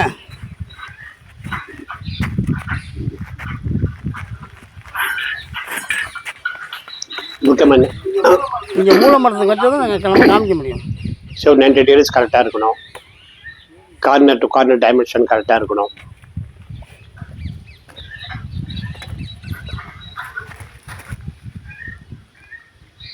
செங்கல் கட்டுறப்ப தப்பு நடந்தால் பிளாஸ்டிக்கில் அட்ஜஸ்ட் பண்ணிடுறோம். இங்கெல்லாம் அட்ஜஸ்ட்மெண்ட் பண்ணவே முடியாது. கட்டுறப்பவே பக்கா ஒழுக்கமாக கட்டணும்.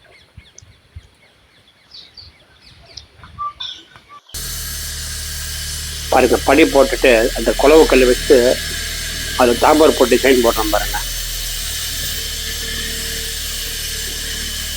இந்த டிசைன் போட்டது அவ்வளோ அருமையாக இருந்தது பார்க்கறதுக்கு. பாரு, ஏகதேசமாக தெப்பக்குளம் முடிஞ்சது.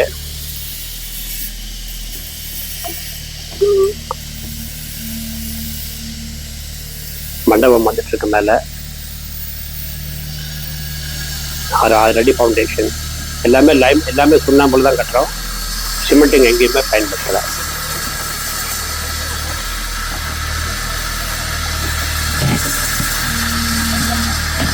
தெப்பக்குளம் செவத்துக்கு இந்த பின்னாடி கருங்கல் போட்டு சோழியம் கரைச்சி விட்டுறோம் பாருங்க. அந்த சோழியங்களை மட்டும் சிமெண்ட் யூஸ் பண்ணியிருக்கோம்.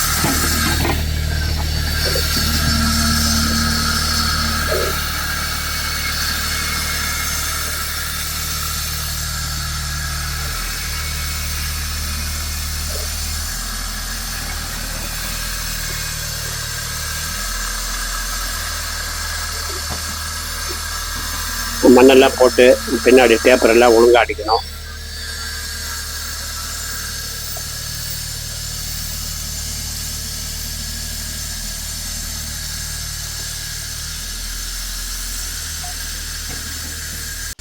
இந்த கான்டூர் கட் பண்ணோம். இந்த டிசைனை நாங்கள் பொதுவாக எங்கள் தெப்பக்குளத்தில் உருவாக்கினோம். சும்மா மேலே கல் மட்டமாக வச்சு மூடாமல் ஒரு ஆர்கிடெக்சரில் ஒரு பார்வைக்கு நல்லா இருக்கணும் அப்படின்றதுக்கு வேண்டி இந்த கல்லை டிசைன் பண்ணி இந்த மாதிரி கட்டியிருக்கிறோம். கட்டது பார்த்து அவ்வளோ நல்லா இருக்குது. நீங்களும் அதையெல்லாம் பார்ப்பீங்க. தென்மேற்கு மூலை, சவுத் வெஸ்ட் கார்னர் கன்னி மூலை கட்டிட்டு இருக்காங்க.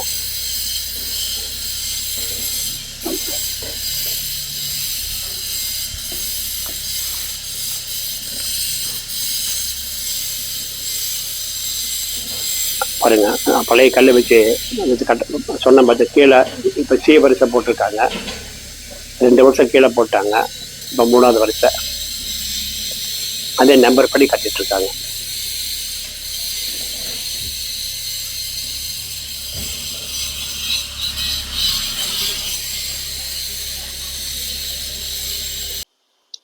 படி கட்டி முடிச்சிட்டோம். ஆயுத பூஜைக்கு நவராத்திரி ஃபெஸ்டிவல் இந்த படியெல்லாம் கழுவி விட்டாங்க. இந்த கல்லெல்லாம் கழுவி விட்டது அவ்வளோ அருமையாக இருக்குது அந்த படிகள்லாம் பார்க்குறதுக்கு.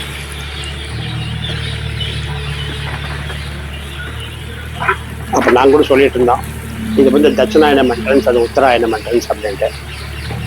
கோயில் பெருமாளுக்கு மேலே போட இருக்கிற மாதிரி அது அதே மாதிரி அமைஞ்சிருச்சுங்க. பாருங்க, படி பாருங்க. கீழே 8 8 16 6 22 அடி ஆகலாம். மேலே பார்த்தோன்னா 8 அடி ஆகலாம்.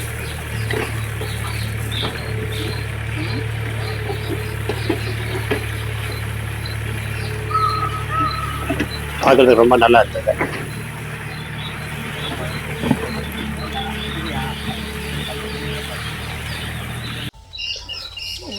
ஆயுத பூஜை கொண்டாட்டங்கள், நவராத்திரி, வேலை பண்ண கலைஞர்கள் எல்லாமே ரொம்ப ஈடுபாடோட பூஜை பண்ணுறாங்க. அப்போதான் நினச்சினேன், கிராமத்தில் என்ன ஒரு ஈடுபாடோட வந்து வேலை பண்ணுறாங்க பாருங்கன்ட்டு. அவ்வளோ பெரிய மாலை வாங்கிட்டு வந்துட்டாங்க.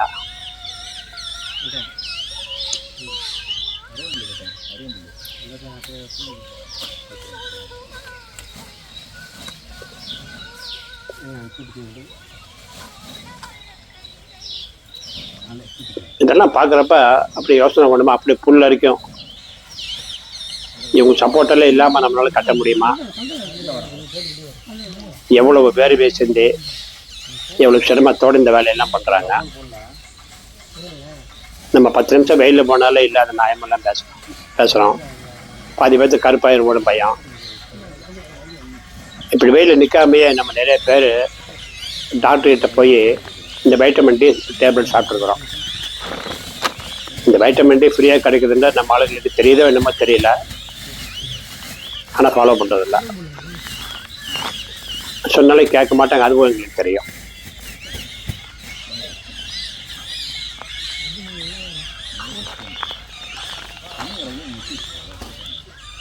அக்டோபரில் ஆயுத பூஜை அன்னைக்கு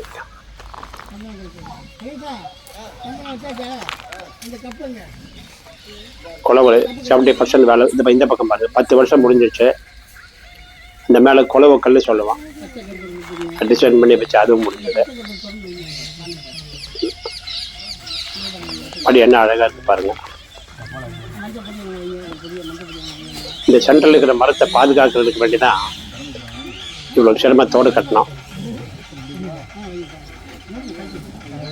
அப்படி ஏதாச்சும் கட்டினது ஆர்கிடெக்சர் ரொம்ப நல்லா.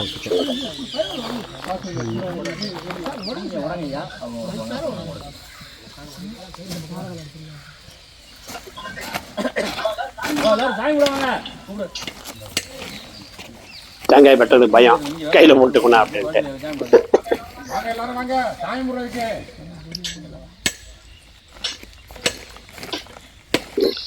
ஒரு படி 9 இன்ச்சு உயரம், பார்த்து கவனமா ஏறணும் இறங்கணும்.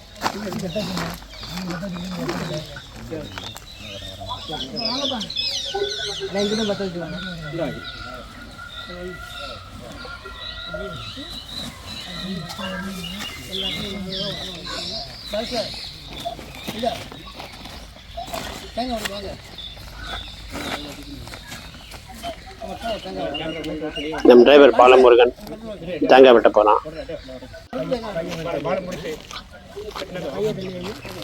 அவனும் வாரத்தில் 4 நாளுக்கு கூடவே இருப்பான். அவனுக்கும் குடும்பத்தில் எல்லாத்தையும் விட்டுட்டு வந்து வேலை பண்ணோம். நல்ல ஒத்துழைப்பு எல்லாரும். இவர் பாலசுப்ரமணியம் நம்ம எலக்ட்ரிக்கல் இன்ஜினியர், என் கூடவே இருப்பாங்க வாரத்தில் 4 நாள்.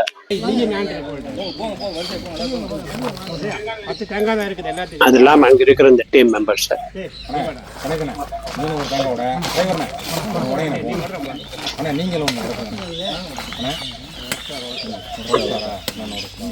ஆள் எல்லாம் ஒருத்தருக்கு ஒரு தேங்காய் கொடுத்து உடைக்க சொன்னோமா அவ்வளோ ஒரு திருப்தியாக இருக்கு அவங்களுக்கு. எப்பவுமே நம்ம கூட வேலை பண்ணுறவங்களோட சந்தோஷம் நம்மளுக்கு முக்கியம், அவங்க ஆரோக்கியம் முக்கியம். நம்மகிட்ட வேலை பண்ணுற வரைக்கும் நான் அப்பப்போ அட்வைஸ் பண்ணுவேன், சாயந்தரம் போய் தண்ணி அடிக்காதீங்கடா, வாரத்தில் 1 நாள் வேணா தண்ணி அடிச்சிங்கடா, அடிக்கிற தப்புன்னு எல்லாம் சொல்லுவேன். சில பேர் கேட்பாங்க, சில பேர் கேட்க மாட்டாங்க.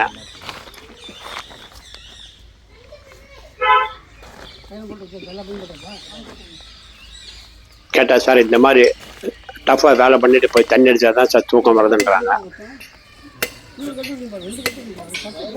அதெல்லாம் தப்பு, நாங்களுக்கும் முடிஞ்ச வரைக்கும் உபதேசம் பண்றோம்.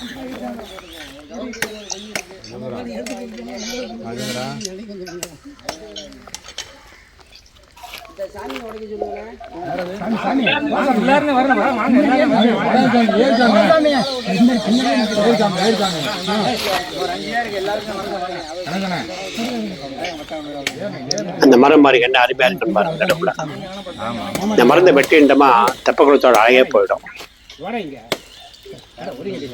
இந்த வியூ பாருங்க என்ன நல்லா இருக்கு.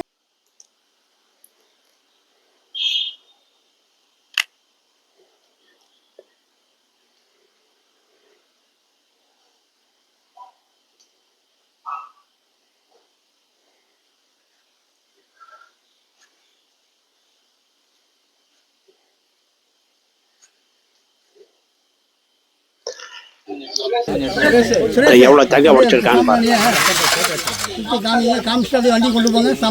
இந்த வீடியோ எல்லாம் வேலை பண்ற சிற்ப கலைஞர்களுக்கு கொடுத்தோமா வீட்டுல சந்தோஷமா வச்சுக்குவாங்க, குடும்பத்துல எல்லாருக்கும் காமிப்பாங்க. அதுக்கு வேண்டிய இந்த வீடியோ இவ்வளவு டீட்டெயிலா இந்த யூடியூப்ல போடுறோம். சில பேருக்கு இந்த யூடியூப் இவ்வளவு டீட்டெயிலா போட்டா போர் அடிக்கும். கொஞ்சம் கற்பனை பண்ணி பாருங்க, இந்த வேலை பண்றவங்க குடும்பத்துல பாக்குறப்ப எவ்வளவு சந்தோஷப்படுவாங்க. அவங்க சந்தோஷம் தான் நம்ம சந்தோஷம்.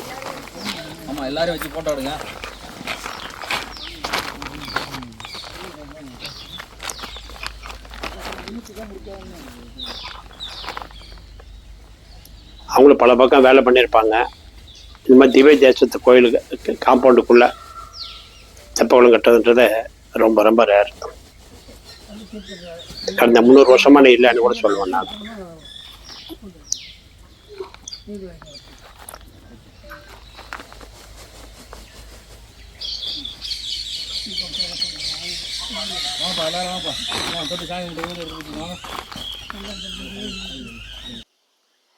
வெளியில் அது சாரி மிஷினுக்கு பூஜை, காருகளுக்கு பூஜை,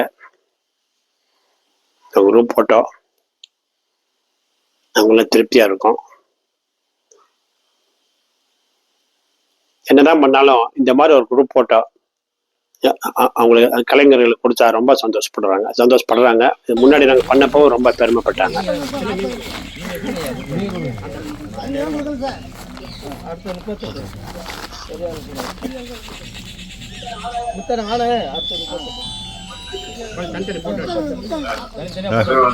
வரேன்.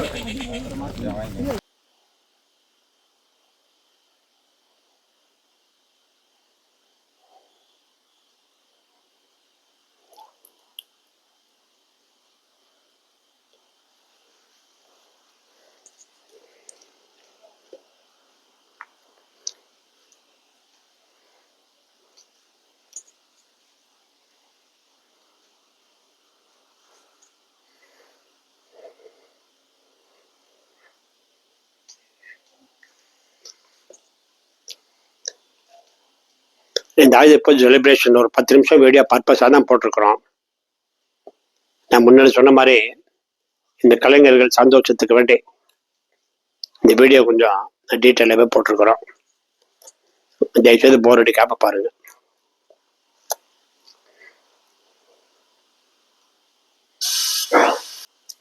ஓவரால் வியூ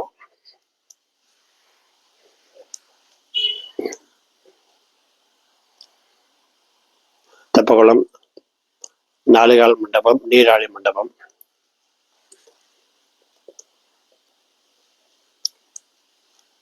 உள்ள ஃபவுண்டேஷன் வேலை ஆகிட்டு இருக்கு.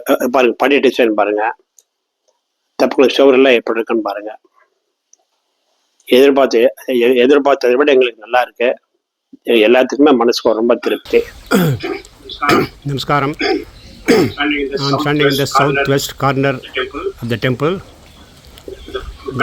The pedestrian, the pilgrimage path, what you say is north-south. You can see the tall compound. This pilgrimage pathway is east-west. Can't see the other end of the pathway because the trees have grown nicely. மரங்களை நல்லா வளர்ந்து பாருங்க. நடந்து போன வெயில Nicely. You can see that rock, the white rock on the side.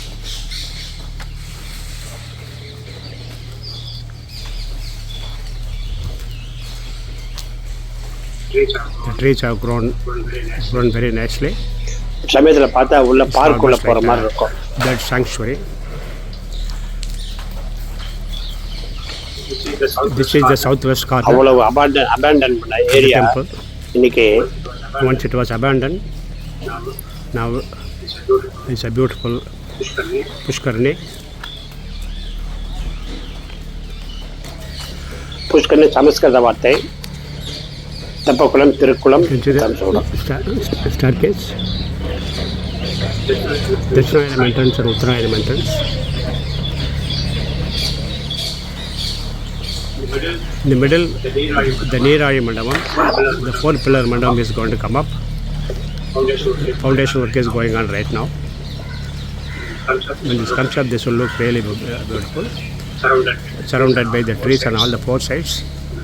And the Gopuram, what you see, is the south entrance.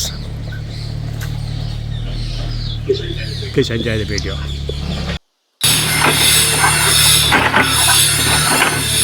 குளத்துக்குள்ள கைட்டெல்லாம் clean பண்ணுறோம்.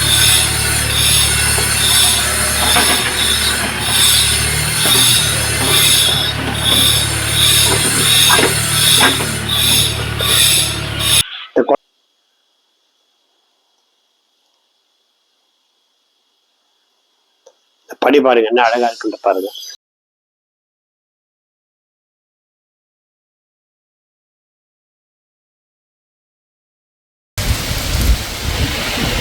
நல்ல மழை பெய்யுது. அது பாருங்க, ஒரு பையன் என்ன ஜாலியாக உட்காந்துருக்கு. அக்டோபரில் வடகிழக்கு பருவக்காற்று. கோயிலில் நல்லா மழை பெஞ்சது. இந்த மலையில் கோயில் இருக்கிறதுக்கு நல்லாயிருக்கும். அந்த மண் வாசனை, இந்த இலைகள் வாசனை, இந்த மலை சத்தம் ரொம்ப நல்லாயிருக்கும்.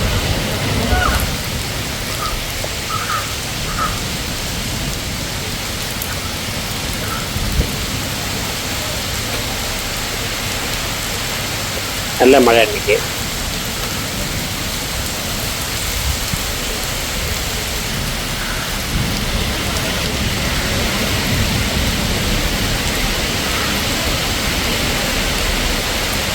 இந்த சுற்றின மரங்கள்லாம் இருக்கிறப்ப இந்த மழை வாசனை வர்றது ரொம்ப நல்லா இருக்கும்.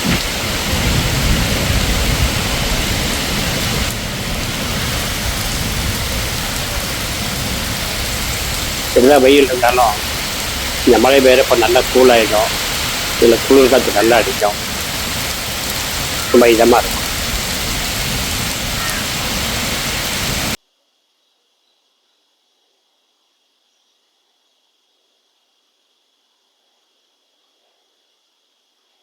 அந்த டிசைன் பாருங்க, படியில் மேலே குளவுக்கல் சொல்லுவோம்.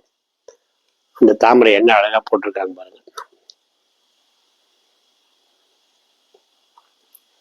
இந்த சின்ன சின்ன சேஞ்சஸ் எல்லாம் இன்ட்ரடியூஸ் பண்ணுறப்ப தெப்பக்குளத்தோட அழகு நல்லா மெருகேறுது.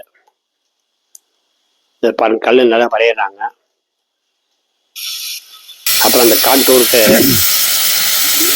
5 grinding machines have been working. You can see the dust all around. இங்கே புளிய பாருங்க பின்னாடி. These are the microfine dust. These are working conditions. And here you know that carving work is going on.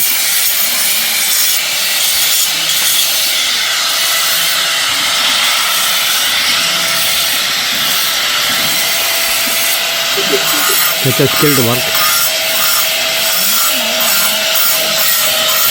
It's a highly skilled work.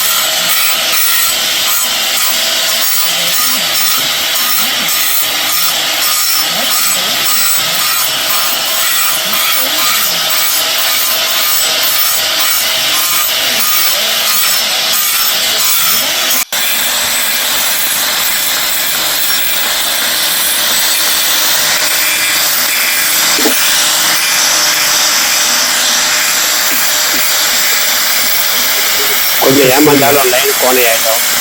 அதை ஒன்றும் பண்ண முடியாது. They are doing some design and அவ்வளோ பொறுமையாக வேலை பண்ணணும். it's called Kulabakal. Really high, Top of this highly skilled job. Tepakalam.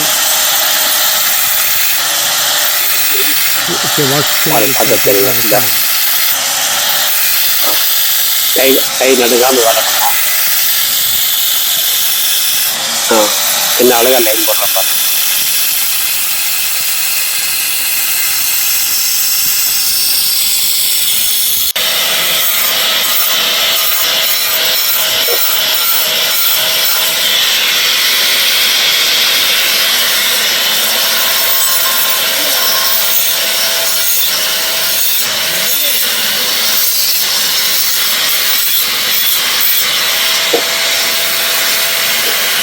சமயத்தில் 20-22 வயசு பசங்களாம் வந்திருக்காங்க. நல்லா வேலை பண்ணுறாங்க. நம் டிரைவர் பாலமுருகன் தெப்பக்குளத்தை சுற்றிலும் பூச்செடிகள் நட்டாங்க. இது முறையான்ட்டு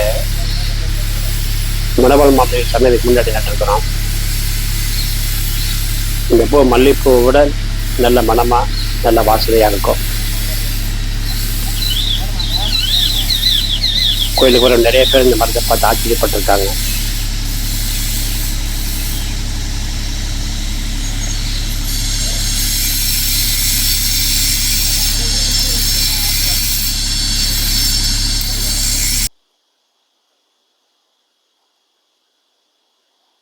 நல்லா பழம் மேய்ஞ்சி ஈரம்.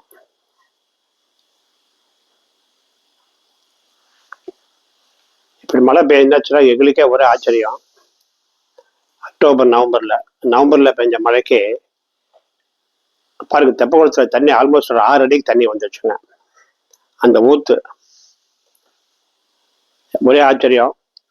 10 அடி குளத்துல இந்த மாதிரி ஊத்து வருமா அப்படின்ட்டு.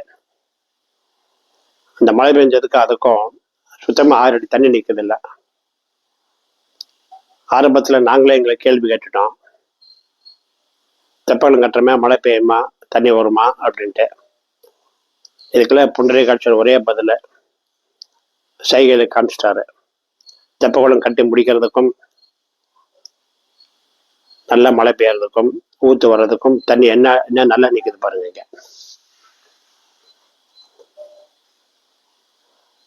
பார்த்து அவ்வளோ ஒரு சந்தோஷம். பாரு மழை ஜாஸ்தி ஆகிடுச்சு. It's a really wonderful sight பார்க்குறதுக்கு.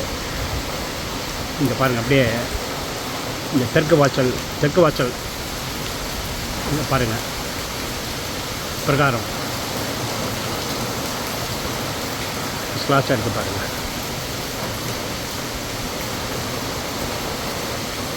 ஃபஸ்ட் கிளாஸாக வியூ, நல்ல வியூ, நல்ல மழை வாசனை ரொம்ப நல்லா இருக்குங்க. சுரேஷ் வாங்க. தெப்பக்குளம் பாருங்க எப்படி என்ன அழகாக இருக்குது. திருப்பி சொல்கிறேன், எங்களுக்கு நம்ப முடியாததை எப்படி 6 அடி தண்ணி நிலத்திலேருந்து ஊறி வந்திருக்குன்றது எங்களுக்கு ஒரே ஆச்சரியமாக இருக்குது. எங்களுக்கு எல்லாம் ஸ்ரீ புண்டரீகாட்சியர் பெருமாள் அனுகிரகம். நமஸ்காரம். பார்க்குறது ட்ரோன் வியூங்க. இந்த மழை பெஞ்ச தண்ணி வந்து ஒரு பாடு from documentation point of view ஆவணப்படுத்துறதுக்கு வேண்டி ட்ரோன் கேமராவை ஸ்ரீரங்கத்திலேருந்து வர சொல்லி இந்த ஷாட் எடுத்துருக்குறோம். பாருங்கள், தென்மேற்கு மூலை முன்னாடி பார்க்குறது வந்து வசந்த மண்டபம், பின்பக்கம் வந்து இப்போ புதுசாக வெட்டின புஷ்கரணி தெப்பக்குளம். பின்னாடி பாருங்கள் பாறை மேலே தான் வெள்ளரை பாறை மேலே கோயில் இருக்கு. புஷ்கரணி க்ளோஸ் ஷாட். ஆர்கிடெக்சர் பாடுங்க, கட்டிடக்கலை, தொழில்நுட்பம், படிகள், எங்களுக்கெல்லாம் ரொம்ப ரொம்ப ரொம்ப திருப்தியாக இருந்தது. பர்டிகுலராக அந்த படி வர்றவங்க எல்லாருமே ரொம்ப அப்ரிஷியேட் பண்ணுறாங்க. அந்த 2 டிவைட் பண்ணது, அந்த மரம் வச்சது பார்த்தா வந்து மார்பிள் இருக்கிற மாதிரி இருக்கு பாருங்க. அந்த மைல்டு ரோஸ் கல் எடுத்துகிட்டு வந்தது. நிறைய பேர் ஐயா மார்பிளில் கட்டிங்கன்னு கேட்காங்க. இந்த சமயத்தில் ஆமான்னு கதை விட்டுருவேன் நான். பாருங்க, பார்த்தா கருங்கல் மாதிரியே தெரியாது. ஒரு மாதிரி வெள்ளைக்கல் நல்லா பாலிஷ் பண்ணதுக்கு ரொம்ப அழகாக இருக்குது. தண்ணி எல்லாம் ஊற்று தண்ணி. இப்போ மழை நல்லா பெஞ்சது, அதுக்கும் தண்ணிக்கும் ரொம்ப நல்லா இருந்தது. இவ்வளோ நண்பர்கள் தென்மேற்கு மூலம் மட்டும் இன்னும் கம்ப்ளீட் பண்ணாமல் இருக்குது. கோயம்புத்தூர்லேருந்து வந்த நண்பர்கள் எல்லாத்துக்கும் ஒரே ஆச்சரியம். நிறைய பக்கம் ஊற்று வந்துட்டு இருக்குங்க, பார்த்தீங்களா புரியும். 10 அடியில் எப்படி ஊற்று வருதுன்னா ரொம்ப ஆச்சரியமா இருக்கும். எல்லாம் ஒரு பபுளும் பெரிய சமயத்தில் 1 இன்ச்சு 2 இன்ச்சு பபுள் எல்லாம் வரையும். என்ன அழகா இருக்கு பாருங்க. அது தெப்பக்குளம் படிகள், இத்தனை தண்ணி ஊற்று தண்ணி எங்கிருந்தா வருதுன்னு தெரியல. பாருங்க, மயில் வந்து தண்ணி குடிக்குது.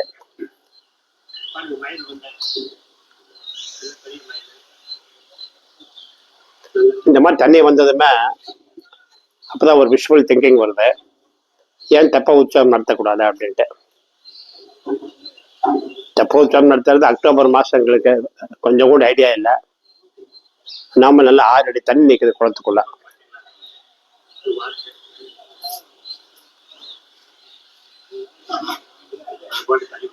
அவ்வளோ ஒரு மனசுக்கு திருப்தியா இருந்தது. பாருங்க, இந்த பினிஷான படிகள்.